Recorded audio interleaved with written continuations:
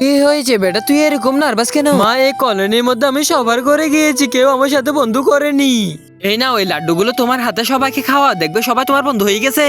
শুনো শুনো শুনো, এটা আবার নতুন তামাশা নাকি? এই আছো যে আমার মায়ের হাতের স্পেশাল লাড্ডু খেতে চাও?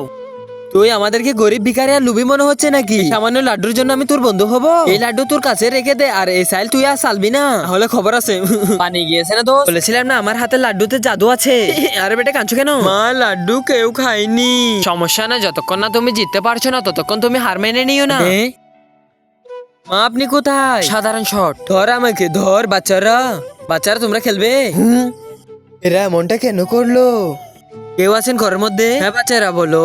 আজকে সন্ধ্যা আমাদের ঘরে পার্টি, তাই আপনারা আসিয়েন। হ্যাঁ হ্যাঁ, আমরা অবশ্যই আসবো।